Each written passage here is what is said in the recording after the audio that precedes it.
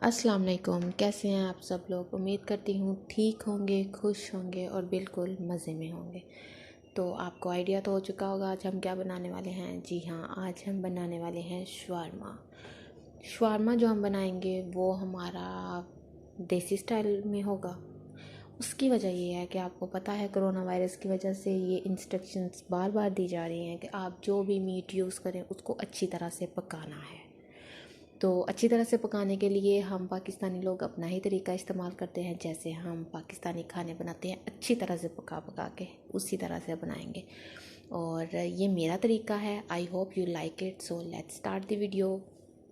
جی، تو یہاں پر ہم لیں گے سب سے پہلے آئل جو ہمیں چاہیے 5 سے 6 ٹیبل اسپون۔ میں نے اتنا ایڈ کیا تھا کیونکہ میرا چکن زیادہ تھا، آپ بھی اپنے چکن کے اکارڈنگلی ایڈ کیجیے گا۔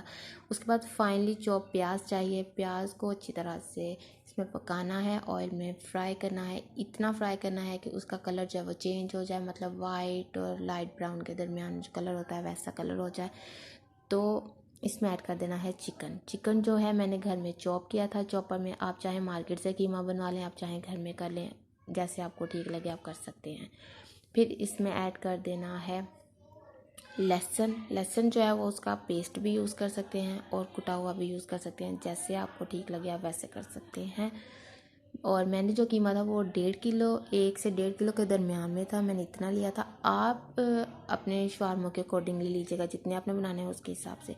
پھر اس میں نے ایڈ کیا تھا پانی، تاکہ لہسن کی جو فرائی ہو کے خوشبو آتی ہے وہ نہ آئے، اور اس کے ساتھ نمک ایڈ کرنے کے بعد اس کو پکانا ہے، اور اتنا پکانا ہے کہ اس کا کلر جو ہے وہ چینج ہو جائے، مینس یہ وائٹ کلر میں ہو جائے۔ یہاں پر بھی وائٹ کلر میں ہو گیا تھا ٹرن، تو میں نے اس میں ایڈ کی ہے ٹومیٹو پیوری بنانے کے لیے میں نے لیے تھے 3 ٹماٹر، ان کو میں نے کیا بوائل اور اس کا چھلکا اتار کر اس کو بلینڈ کر کے اس میں ڈال دیا، اور پھر میں نے اس کو ڈھانپ کر رکھ دیا۔ 2-4 منٹ ڈھانپنے کے بعد میں نے اس میں ایڈ کیا ہے کالی مرچ اور گرین چلی اور ساتھ میں ادرک، اور پھر اس کو 5 منٹ کے لیے ڈھانپ دیں گے تاکہ اس کی خوشبو اور اس کا ٹیسٹ جو ہے وہ اچھی طرح سے چکن میں آنا شروع ہو جائے۔ اس کے بعد ہم اس میں ایڈ کریں گے کٹی ہوئی لال مرچ اور اس کے ساتھ پیسی کالی مرچ۔ یہ دونوں جو ہیں ایکول کوانٹٹی میں لینی ہے، لیکن اپنے ٹیسٹ کے اکارڈنگلی لینی ہے۔ میں نے یہاں دونوں چیزیں 2-2 چمچ لی تھی، آپ اپنے ٹیسٹ کے اکارڈنگلی لیجیے گا۔ اس کے بعد میں نے اس میں ایڈ کیا تھا دہی میں میں نے 1 چمچ اچار گوشت کا ڈالا تھا، مسالے کا شان مسالہ، تو آپ بھی اپنے اکارڈنگلی اگر ڈالنا چاہے تو ڈال سکتے ہیں، کیونکہ اس سے ٹیسٹ بہت اچھا آتا ہے۔ اس کے بعد اس کو اچھی طرح سے بھون لینا ہے کہ اس کا پانی جو ہے وہ ڈرائی ہو جائے۔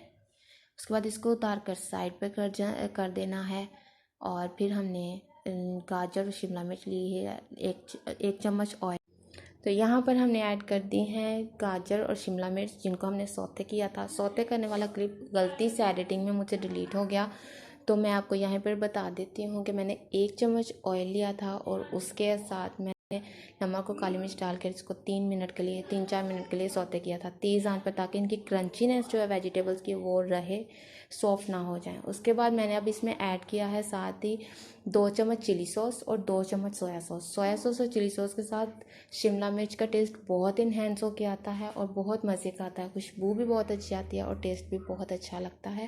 آپ ڈیفینیٹلی ٹرائی کیجیے گا، آئی ایم شیور آپ کو بہت اچھا لگے گا۔ یہاں پر اس کو پکاتے جانا ہے اور اچھی طرح سے پکا لینا ہے تیز آنچ پہ، تاکہ جو اس کا ایکسیس واٹر ہے وہ اچھی طرح سے ڈرائی ہو جائے۔ اس کے بعد ہم نے یہاں پر پیٹا بریڈ لیا، پیٹا بریڈ کو ہم نے ہلکا توے پر سیک لینا ہے، گرم کر لینا ہے، تاکہ اس کے براؤن ہو جائے، مینس پک جائے، اور پھر اس کو ہم نے اتار لینا ہے۔ میں نے 2 سے 3 پیٹا بریڈس یہاں پر کر لی تھیں آپ کو دکھانے کے لیے، تاکہ جلدی سے آپ کو گارنشنگ کر کے دکھا دوں۔ اور پھر میں ایک جو پیٹا بریڈ ہے اس کو میں نے آپ کو دکھانے کے لیے ایز اے پلیٹر کٹنگ کر لیا تھا، یہاں پر میں کٹنگ کروں گی، اور ایک جو پیٹا بریڈ ہے اس کو میں رول کے طور پر یوز کروں گی، جیسے شاورما بنانے کے لیے یوز کرتے ہیں۔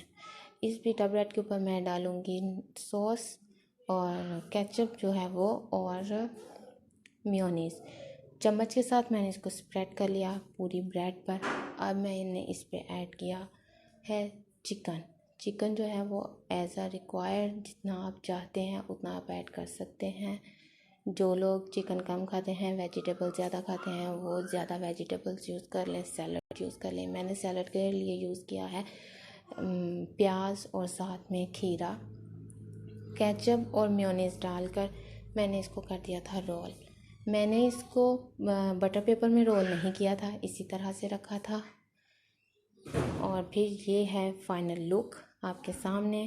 ایز اے پلیٹر بھی آپ اس کو پریزنٹ کر سکتے ہیں اور ایز اے شورما اس طرح سے بھی آپ اس کو پریزنٹ کر سکتے ہیں. I hope you like it. آپ کو یہ ویڈیو اچھی لگے گی. اگر اچھی لگے تو لائک شیئر سبسکرائب ضرور کیجیے گا. ملتے ہیں نیکسٹ ویڈیو میں. اللہ حافظ.